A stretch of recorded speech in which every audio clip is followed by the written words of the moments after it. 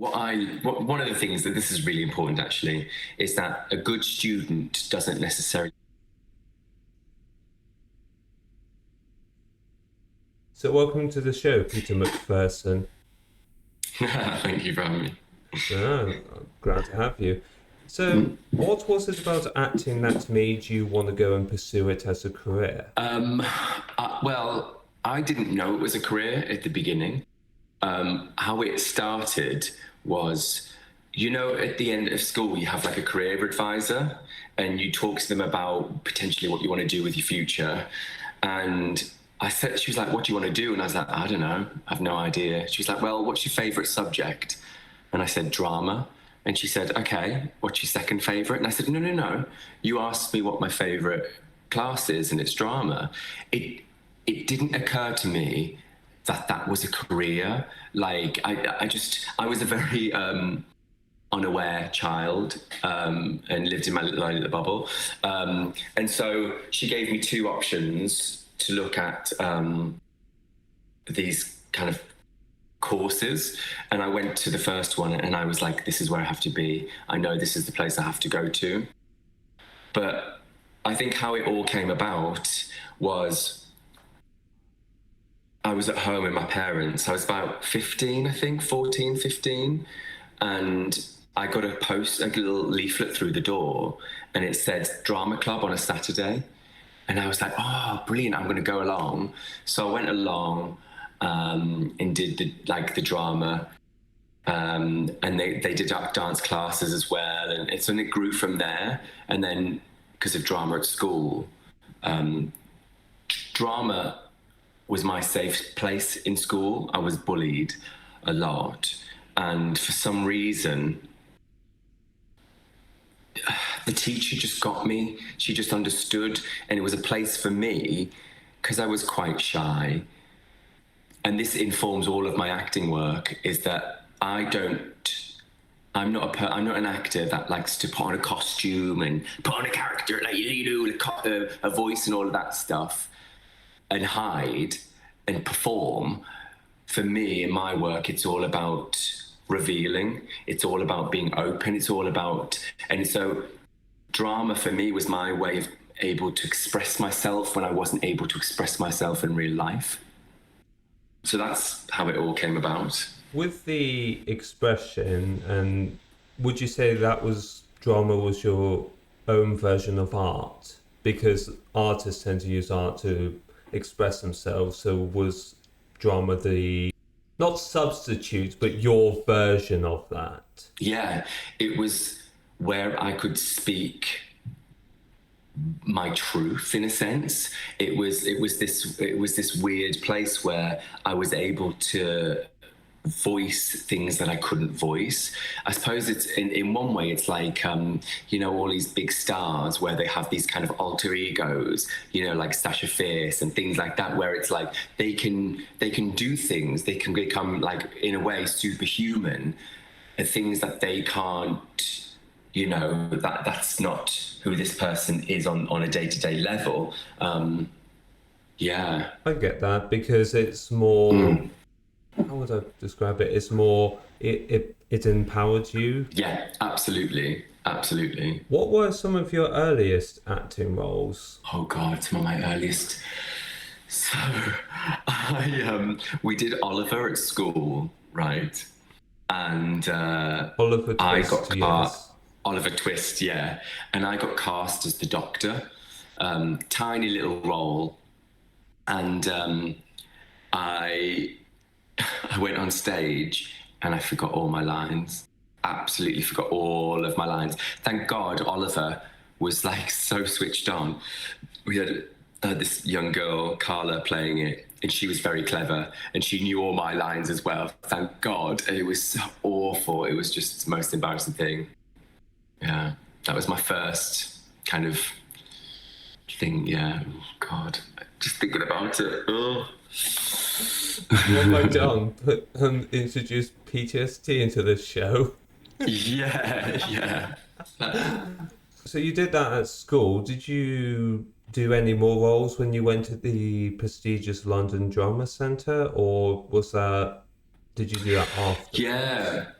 So what happened is from school, I auditioned for a performing arts course in Stockton and Billingham, and I didn't get the grades to be. There was a 1 year course and there was a 2 year course, and so I didn't get the grades to be on the 2 year course, so I had to do the 1 year and then graduate onto the 2 year. So it was going to be 3 years, and so I did the 1 year, and at the end of the 1 year, a lot of the people on the 2 year course were auditioning for drama schools. And so I, this is how I've navigated my life a lot, is that I decided, like, I was like, I think I'm gonna audition for drama schools because I think, yeah, like, I think I'm ready. And so I asked a tutor and I said, and I thought, my thinking was, if they laugh, then I won't do it. And if they're supportive, then I'll go for it. So I told them, and they were like, "Oh my God, yes, yes, you got to do it." And they said, and they gave me one school, which was London Studio Centre. And London Studio Centre, like, I didn't know any drama schools. I'm not from, my family's not theatrical at all. And that world was completely, and she just said, there, go to that school, like, audition. So I only had one audition and I got in. They only give out one scholarship a year, and I got it. And I couldn't believe it. I was like, what? £30,000. I was like, and so I went there and I did musical theatre for 3 years because I loved singing, I loved dancing, and I loved acting. And I hated the fact of, like, having to choose. And I thought, well, if I do musical theatre, I'm doing all three, not knowing that later on there becomes barriers to that because, there is this thing of, well, musical theatre people do musical theatre and acting, real actors do act, you know what I mean? And there's that division and divide, and, and because I've been through both trainings, I understand the thinking and what goes on there.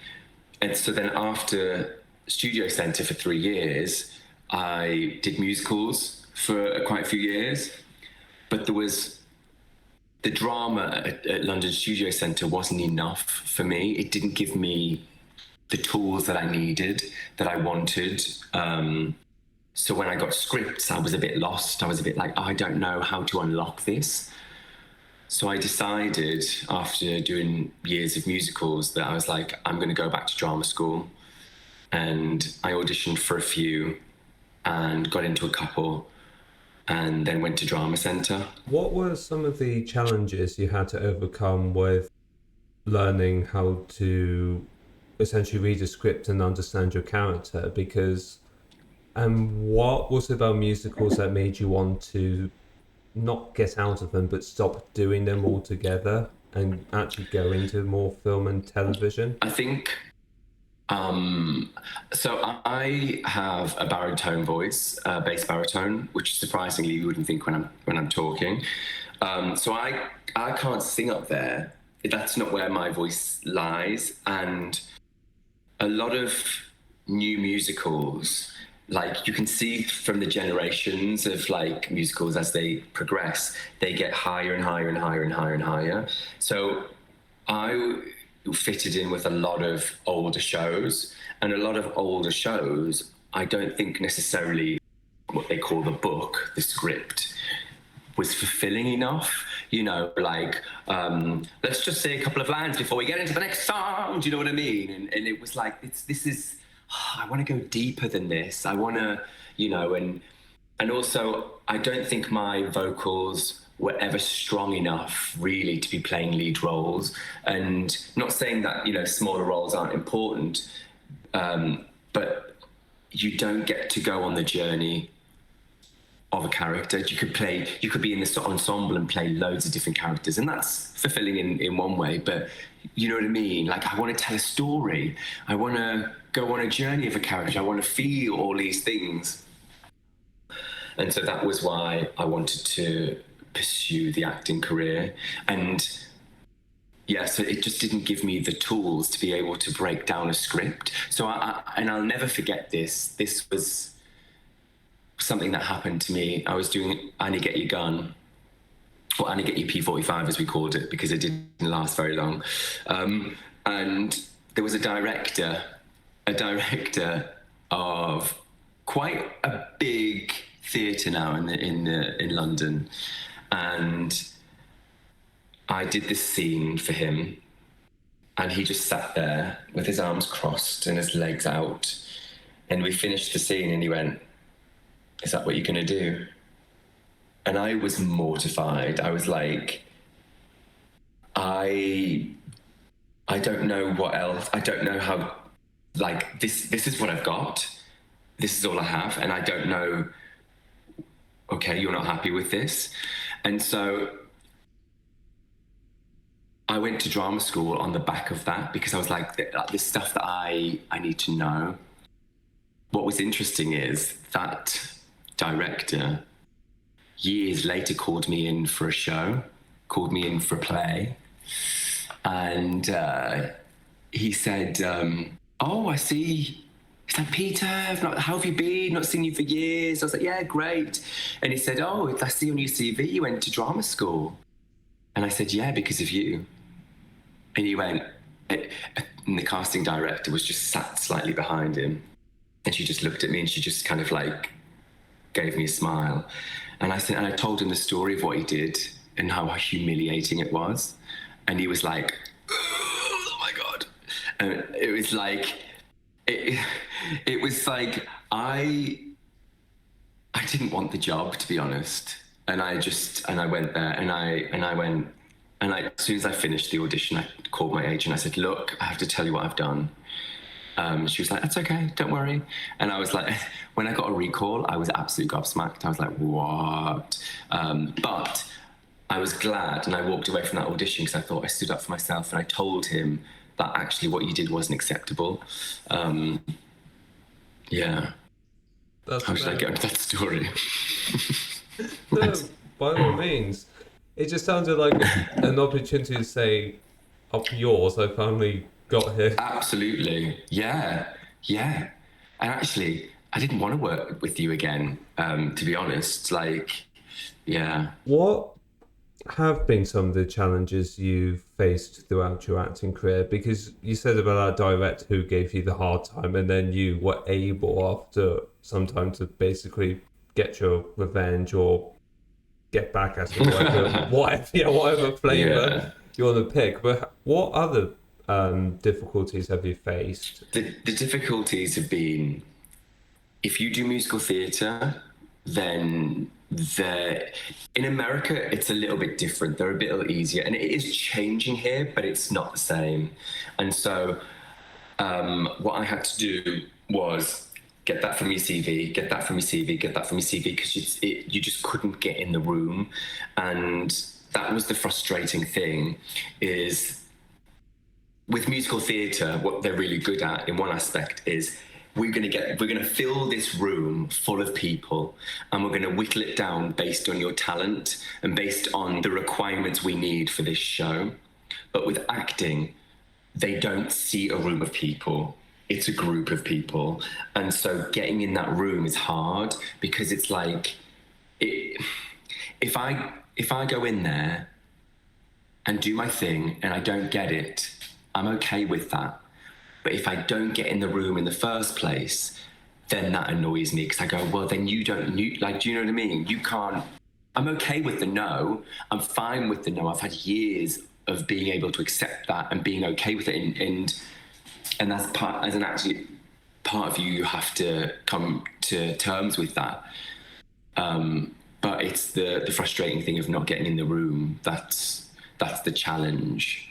Yeah. Would you say it's they're not even giving you the opportunity in the first place? Because even, like, to use your words, even if you get in the room and you don't get the part, they've at least given you the opportunity to. Yeah, that's the frustrating thing. And I kind of get it in some ways. I understand, but it is frustrating. And then there becomes this whole hierarchy of, who do you know, and who are you with, and all of that stuff, and who can open doors, and that's difficult, because I think there's three sides to our industry, I think. And one is the craft itself and the work, and which is where I sit, and is where my passion is. The other side is the business and knowing how it works and how it operates. I was very naive to think that the acting world operated in the same way as musical theatre, and it doesn't. That was a wake-up call. It took me time to kind of like get my head around that and to adjust, because I just assumed. And then the third thing, which is your mindset, and that underpins really all of that, and how you approach something, be it the work, be it the audition, the business, everything. Yeah. Would you say with the business side of acting, that is that the most difficult part of the entire industry? Because I had someone else on a couple months ago now who was themselves an actor, and she said about like the work, the pay's inconsistent, you've got to do quite a bit of self-taping. Or is it the... Yeah. Oh, okay. Yeah, no, go on. So I missed the beginning of your question. Would you say the business aspect of acting is the hardest part? It's the mindset to it. It's your relationship to it. So, like, I have a friend who is very American, and she's like, I'm not a brand, I'm an artist. And I get it. I go, yes, I get it. I know we all want to be an artist and stuff like that. But also you have to know what the industry is, and you have to know what you're selling. Because if you don't know what you're selling, then you're just shooting in the dark. Like, you know what I mean? If you're a shop, you have to know, well, what is it, the thing that we're selling? And so you need to know. And it's like, as actors, we like to think we can play everything, right? And I'm not saying that we can't, but the way the industry works, it will try and, in one way, pigeonhole you, or it will say, like, there'll be like a range, like, this is your sweet spot, this is where you sit subjectively. Like, I get seen for like young dads now. I get seen for a lot of young professionals, we call it white collar, things like that. So you've got to know what you are, and it's not saying you can't play those things without, out of that region, but that's what your USP is, what your sweet spot, and being able to harness that. And it's just, it's taken me time over the years to accept and to actually have a better relationship with the business, because that could be seen as that, well, but actually you do have to work with it. So you can either be abusive relationship, or it can be, one of harmony. So, and that's where the mindset comes in, because it's about perspective. It's all, do you know what I mean? Like, it's something from one perspective can seem overwhelming, but actually from a different perspective, it can seem doable. So that's been my challenge, I think. It sounds like what you were alluding to is you think you can do all these roles, but the industry essentially just wants to typecast you as this one particular role. Because you do, even with like big Hollywood actors, some of them have fallen into that trap of, well, they're only good as being the supervillain, or this person's only good as the accountant sort of thing. Yeah, I mean, I don't think like it's normally that narrow. It's normally a little bit wider, but also like sometimes it comes with time, and it comes with when when at the beginning you might not have the opportunities, or might not have the power or to be able to change the direction of, do you know what I mean? And like, you might need to get to a certain stage where you go, okay, now I can actually, people will see me beyond this because I have enough status, in a sense, if that makes sense. Yeah. Yeah, you don't have any leverage to really turn anything down when you start off, do you? Yeah, and you know, not everyone is a success straight away. Not everyone goes into, you know, like Emilia Clarke in Lord of the Rings, not Lord of the Rings. Oh my God, my head just gone. What did she? Can't remember the show. Dragons and Game of Thrones. Game of Thrones. That's the one. Not everyone goes in and becomes a star straight away. Some people, you know, climb the ladder slowly and gradually, and that's their route. And you know, this not one size fits all, you know, route and how it happens for everyone. So yeah. What would your advice be to any actors who are trying to get into that room? Because you've actually gone into some impressive rooms. There was a years and years BBC show, and then for Channel 4's Hollyoaks, which Yes. yeah, because that's been going on for years and years and years. So Yeah. That's an understatement, but what would your advice be to any actors who are trying to get into those rooms to get the roles that they actually want? I would say, and this took me a long time, so here's a little shortcut for you, is that go in, first of all, there is no job, okay? Just, there is nothing to get. All there is this opportunity, 10, 15 minutes, however long it is, to go in there and do the thing that you love doing, right? You go in there and you give them your version. And because if you go in there and give them what you think they want, you don't know what they want. And sometimes they don't know what they want either. So if you're not giving them what they want and you're not giving them you're not giving them anything.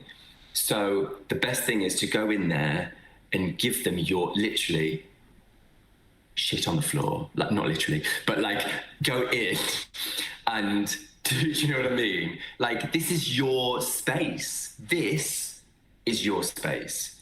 Take it for the time, enjoy it for the 15, 20 minutes, whatever it is, and then walk out that door and then you leave it. You go, you process it and think, what could I have done better or not better, but like maybe what was missing, what went well, what didn't go well, process it that, and then you leave it. Then you get on with your life. You literally don't think about it again and you move on to the next thing. That would be my thing. But of course, go in and do your version, but also be open to being adaptable. So if they give you a note, and again, it all comes down to mindset, right? If someone gives you a note, me in the past would have gone, I'm not doing it right. Oh, they don't like what I'm doing. Oh, I'm doing it wrong. But actually, no, they might really like what you're doing, but they might want to see how can you take direction. So they might give you a curveball, not to, because you're doing it wrong or they don't like what you're doing. It's just to see how can you take on the direction, how are we, like, what's going to be our relationship with this, with changes? Are you stuck to your own thing, or are you, like, can you throw it out and do something completely different? So yeah, that would be my advice. So it would, if I was to do it, and I was to take your advice, would be go in, give it my all, then leave, and put it all on the table in those. All on the table, but do it your way. Do it like how you read it, how you interpret it, because they might go, oh, it's actually not right, but we actually liked what you gave us and we didn't think about it like that. That's really interesting. Yeah. And don't compare yourself either. Like, if you're in the waiting room, that's another mental minefield of being like, oh my God, they're so beautiful, or they look like me, or I don't look like anyone here. You've been called in for a reason, so you just have to trust that, you know, what it is what it is. And then you got to get on with your life. I've met too many actors that, you know, have you heard anything? Have they said anything? Have they made any decisions yet? Like, you know what I mean? And it's just like, it's not healthy. And you have to learn how to let it go and then bring on the next audition. And so that's why it's important to be like, there's no job, because if you're going in there with that energy of, oh my God, I want this job, or if you're going in there like, I really want to impress them, or, you know, or to like me, but if you're going in there to go, actually, I might be the answer to your problem, you stand in your own power. You stand in a position of, people want to work with people that are equal to them.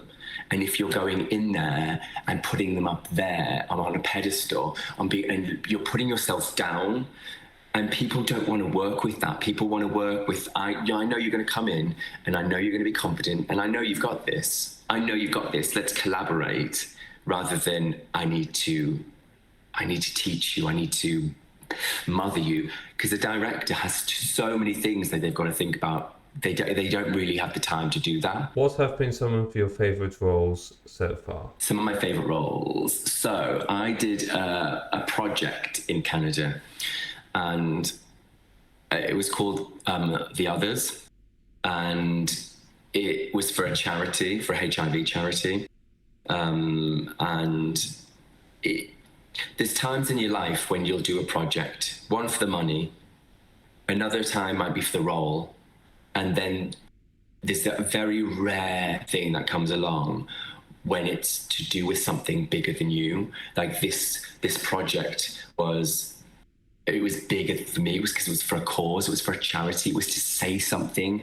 You know, sometimes you do projects and it doesn't say anything at all, but you do it because it's a job and you want to, you know, I don't know, like there's all different reasons. So this was it was set in the future of Canada, and like not so far in the future, but, you know, just where people with HIV were outlawed, and they were basically put into a compound and they couldn't leave. They had to kind of like get permission, and they had to be like checkpointed and monitored. And it was like a thriller kind of dystopian horror.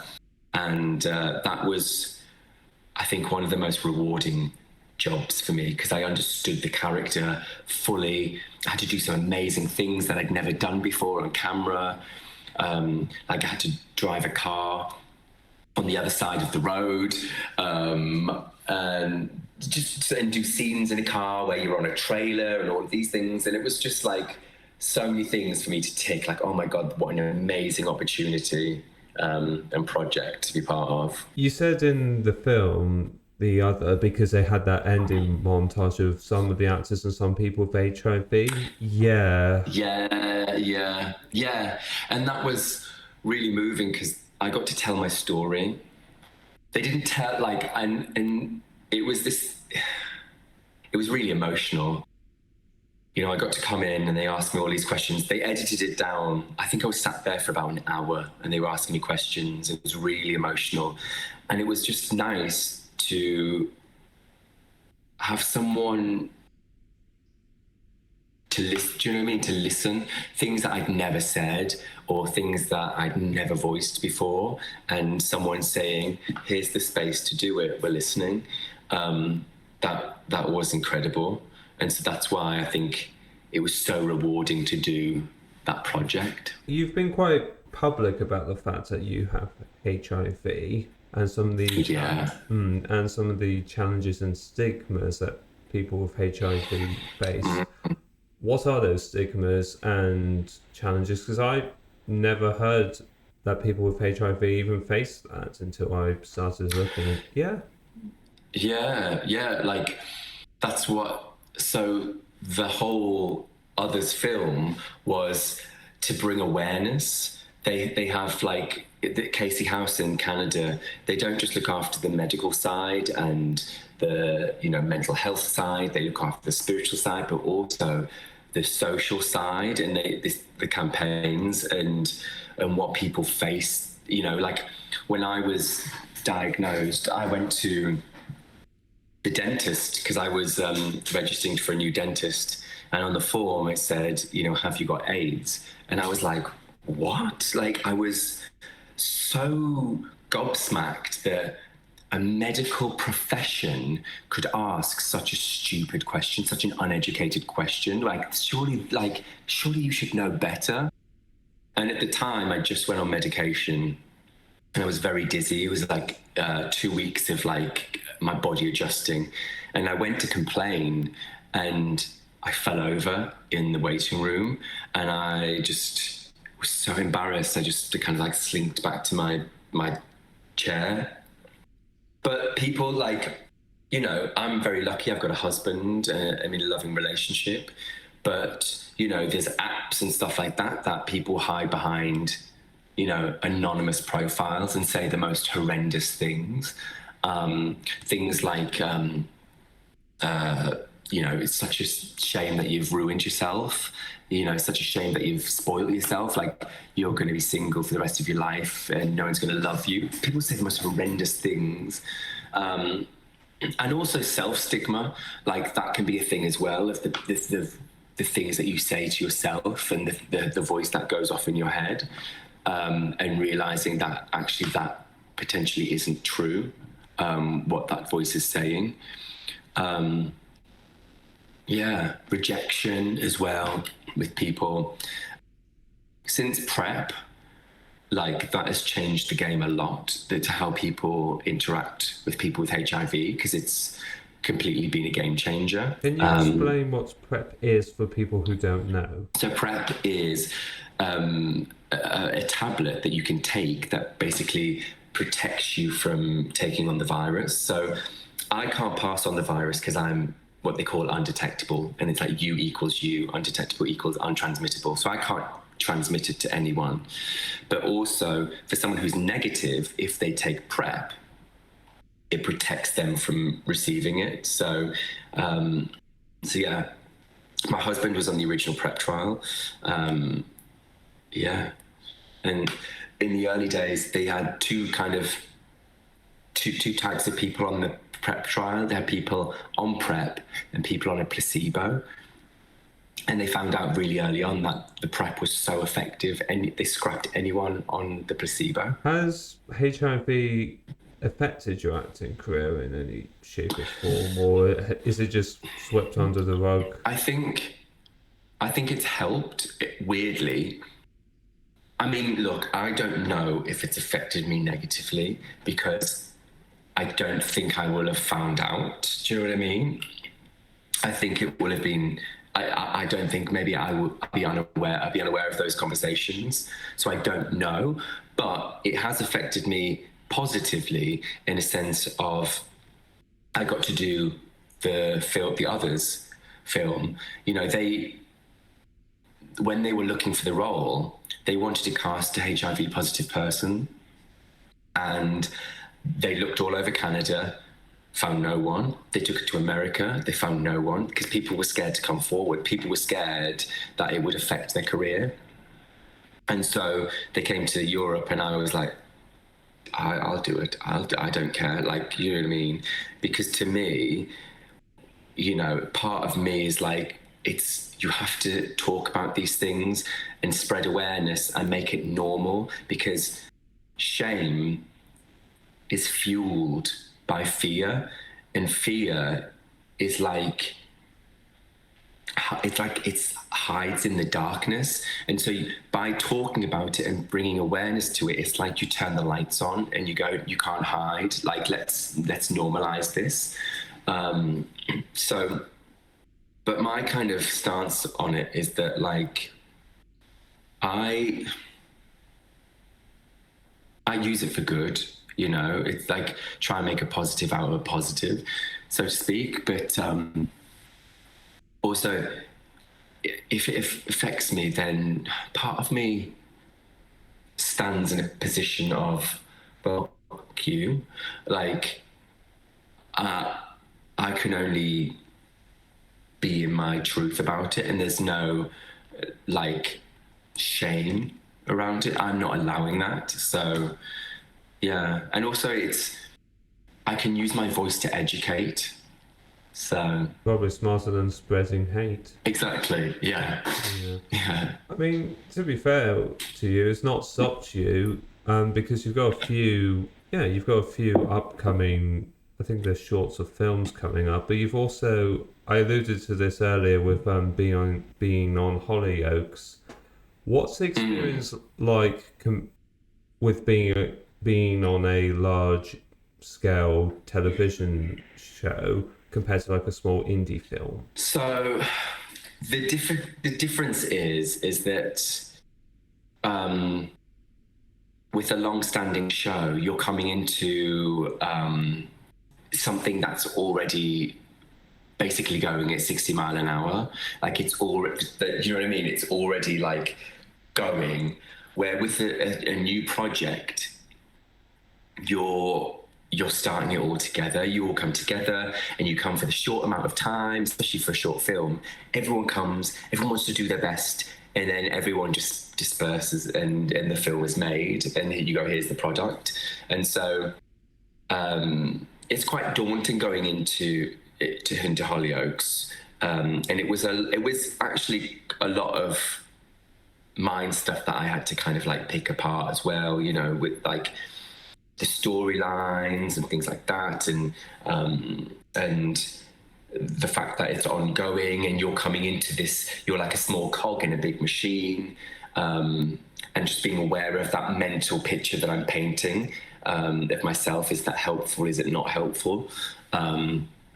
And also with short films is that you get to see it before it comes out normally, and you can kind of, you know what I mean? So you get to see it before everyone else. And with Hollyoaks, you don't get that. You see it when it's on TV. And that's very scary. It's a very vulnerable place to be, because you're just like, because I care about my work, you want it to be good. And I mean, I don't care really what other people think of my work, because I probably care about my work too much, in a sense of like, do you know what I mean? Like if I'm like, I didn't like that, or no, like, or I'm actually, if I'm happy with that, then I think I did a good job. I'm very self-critical like that, but not in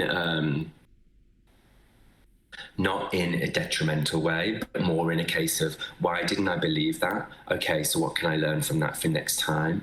But yeah, it can be quite a scary process, putting yourself out there for TV, and it's quite quick, and the scripts. So yeah. When you were saying about being very critical of your work, it kind of reminded me of how I treated this show, in the sense of perfectionism. Now it must be perfect. It must. It's like on trying to learn not to do that. Yeah. I think it's being like, critical is different from judgmental. So, you know, you want to be open, and like, I always like to think not what was wrong, but like what was missing, because what was missing frames it in a sense of, oh, I can bring that next time. Where if it was like wrong, you think, oh, I did it badly. And it's also like, and also what was missing potentially could be freedom, like just free it up. Do you know what I mean? And just like, don't try and get it right. You know, that's one of my things, I think, as an actor. Like, sometimes I try and get things right when it's actually, there is no right. There's just, do you know what I mean? And fall in love with the it's always that thing, isn't it? It's like, it's not the destination, it's the journey. So you might as well enjoy the process of it. So yeah, it could be the case of what's missing here, maybe humor or lightness or something. So yeah. Not meaning to completely derail your point, but have there ever been any roles where you wish you could just redo for any particular for any reason? Yeah, so maybe you didn't have a good day, so it had a knock-on effect on a particular character that you played as for that day, or maybe you felt the script was a little off and you wanted to kind of insert, but you didn't. Yeah, there's been times when, like, the great thing, well, the difference between theatre and TV is that, well, theatre is very structured, and the writer has taken time over this, and you know that is what it is. And there's this thing of like you have to, you know, the rhythms and all of that stuff. And TV and film, especially on Hollyoaks, like they're very fast paced, and it's learning how to, like with theatre, it's about trying to fit into this thing that has been written, where TV and film, like you get to create the character, you get to say how, you know, you have a lot more kind of freedom. And being able to, the thing I've learned on Hollyoaks is being able to stand up and say, actually, can I change this? And you know, sometimes they're like, yeah, absolutely, no problem. You know, they're fine if you want to, because at the end of the day, you want to make something good, not something right, and something believable. And so, you know, they're happy for you to change to, you know, instead of like we will to we'll, you know, where in theatre there might be very like, God, you know, it's frowned upon. And then if you want to change a word, then you can ask the director and they'll be like, yes or no. And then if you want to change the sentence, then there might be like, right, we need to get script supervisor here, call up to the office, make sure they get it to sign off that, yes, we can change it to that. And it's just like one of the things that this is really important actually, is that a good student doesn't necessarily mean a good actor. So yeah, a good student doesn't necessarily mean a good actor. So I was a good student at drama school, right? And it took me years to understand that that doesn't mean you're a good actor. And sometimes you need to be a bit of a rebel and you need to break the rules and you need to be, you know what I mean? Like take off these restrictions.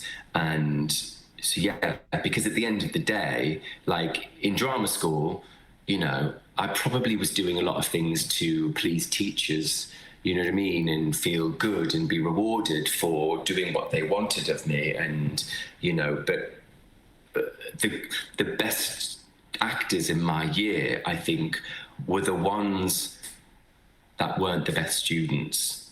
And so that's a difference. And then going through an audition process, like you have to learn that, why am I doing this? Why am I doing some of these things? Oh, I did it because, you know, I was doing it in drama school and because I got rewarded for it, you know, they were pleased with it. And you actually go, I need to stop doing that now. That reminds me of I've seen like a few like Instagram posts which say there's some people better at school, but some people are better at life. It kind of reminds me of that when you said some are better students, but some are better actors. Yeah, and not every drama school is for everyone, you know, like, and I think that's really important because everyone, you know, I think goes, oh, I want to go to RADA, but actually you might not be a fit for RADA, and you have to understand if you don't get in, it might not necessarily be because of your talent, it might just because actually there's other schools that you will excel at better because it's a better fit.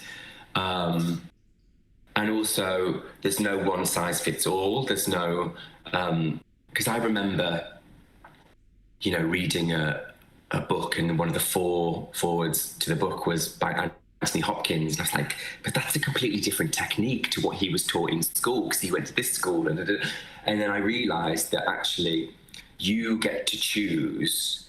Like, I don't think one technique necessarily fits everyone. If it does fit you, brilliant, but actually it might be a selection of things of, I need to take that from that technique, that from that technique, and that from that technique, and the rest bin or put it in the back, and it's always there if I need it. And do you know what I mean? So I think that's been really helpful for me, knowing how to navigate that and navigate an audition of like in drama school, you might work on a character for 9 weeks and then put on a show. But for an audition, you don't have 9 weeks, you might have 2 days, and you can't fit 9 weeks worth of work into 2 days. It's impossible. But oh my God, did I try for the first couple of years. And you have to, by trial and error, what I did was okay, for this audition, I'm going to take this piece away, and the audition stood up, and I was like, okay, so that I don't need, or that's not, a foundation. And then I take this away, okay, stand up, this, it crumbled, my audition crumbled, so I know that little piece is a necessity, it's a foundation of my audition, and I stripped it back bare, more and more and more, until I was left with what I thought, okay, these are the things I need to do for me, to check off, so I feel comfortable going into that room or doing the self-tape. Yeah. No, that makes sense, because you want to kind of take bits and pieces from different people and not just have a singular worldview to your approach. Well, with you with acting, and with me with life. Yeah. What are some of your upcoming films or shorts that you're going to star in? I'm doing a new comedy for the BBC called Smoggy Queens. And it's set in Middlesbrough. So people from Middlesbrough are called Smoggies, and Middlesbrough's in the northeast, and so that's where I'm from. I'm from Hartlepool, which is like 2 towns over, but it's very close.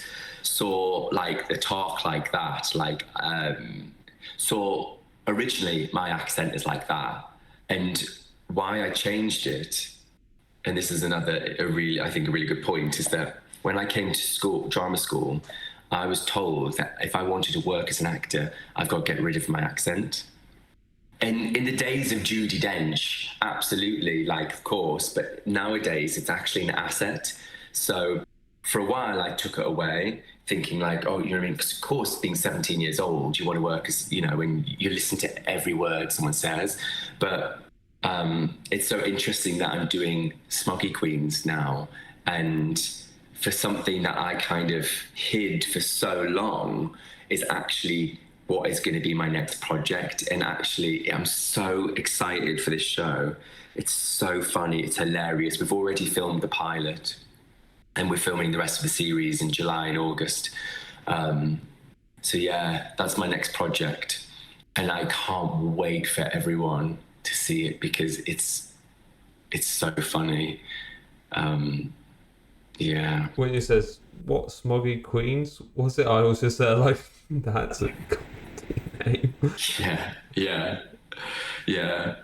It's got a nice group. It's got a nice group of people on it as well. Got a nice group. And we're so close already. And yeah, because we're all bonded, because it's in a certain area where we're all from. So we've just got this kind of this thing that links us already. Yeah. You've also done a few commercials for BT Sport, eToro. How different is it? Well, what's the contrasting differences between doing those and film and television? Oh, very different. So they are very tricky, because this is not just artistic.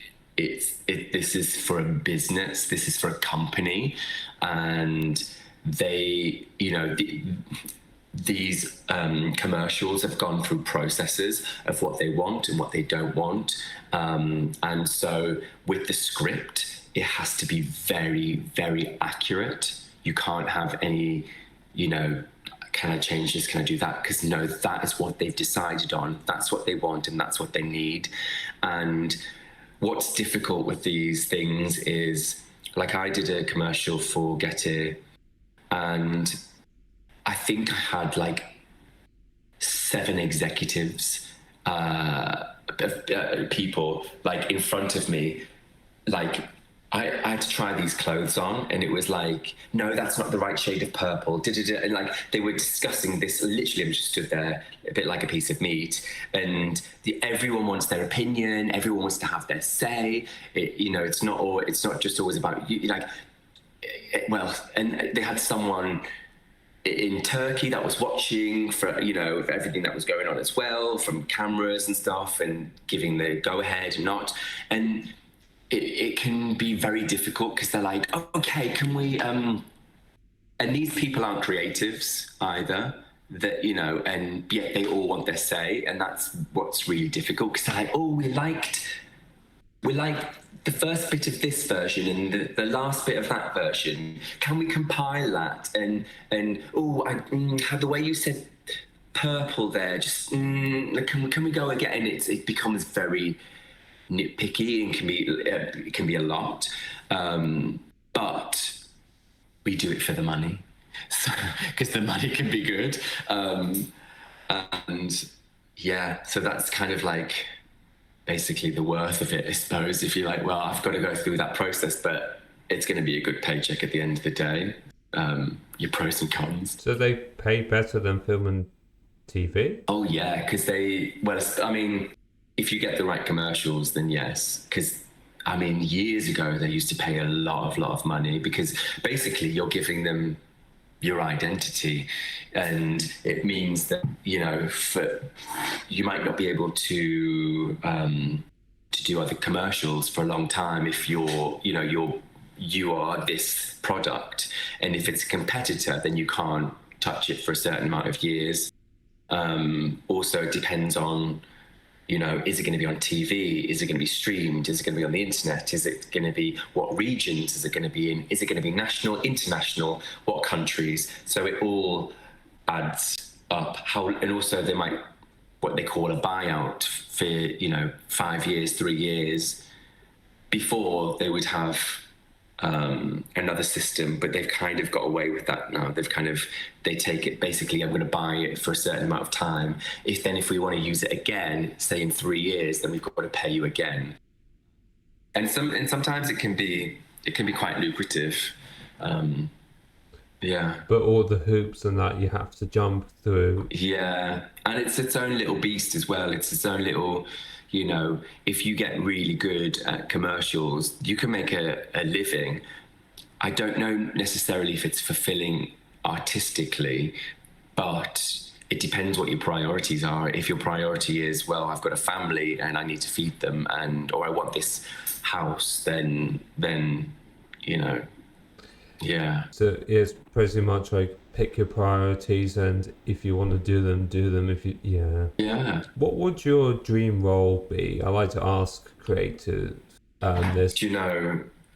This question really bugs me. Okay, and because my dream role, I don't think exists yet, and so I'm like, I don't know what it is, but I'll know. Or potentially I will write it, if you know what I mean. I don't know. I always feel like there's this absolute bollocks, which is, Hamlet. I want to play Hamlet. And I think, fuck off. Sorry, can I swear? I'm not sure if I can. But I just think, do you want to play Hamlet? Or are you saying that because it's what's people perceive to be the ultimate role, you know what I mean, or whatever. And I just think, yeah, it's that kind of unconscious thing that sometimes there can be bullshit, I think, in our industry, and it's learning how to strip that back and go, is this what you want? Is this really, I don't know. It's like, and I said it before, actors like to say they're storytellers, but actually, or artists. And I don't know if necessarily every actor is an artist. And so, yeah, I can't go into that because it's just... You can't. There's just a lot there to unpack. It's like Shakespeare, don't get me wrong, brilliant writer. But I just think, why people talk about being storytellers, and and yet they want to do comedy of errors. And I think, why do you want to tell that story then? Why? About two sets of twins or whatever getting misidentified, and then let's just marry at the end. And I think I kind of struggle with it, because I think really what's going on is people in the audience are going, ha ha ha, look at me, aren't I sophisticated? I'm coming to see Shakespeare, ha ha, I get the jokes, ha ha ha. And then there's the actors in the show which are like, look at me, I'm doing Shakespeare, aren't I clever? And I think this is a load of bollocks. It's a load of bollocks. Like, so I just, like we talk about being storytellers here. Why do you want to tell a story? Oh, the theatre wants to tell a story because Susan from Guildford will come to the theatre, if you know what I mean. And it's going to get people in and do the theatre good. But is this the story we want to tell? So that's my issue. That's my little. So. That's brilliant. Peter McPherson, everyone. Sorry, what was that again? Peter McPherson, yeah. Where can people find you if they want to learn more about you? So I've got a website, which is, God, I don't even know, Peter McPherson actor, I think, .com. Spotlight, I suppose you could only go on there if you're an actor. Google, potentially. Yeah. Thank you for watching. If you enjoyed that episode, then we've got the entire playlist here. We've also got clips here. Subscribe for more, and I'll see you next time.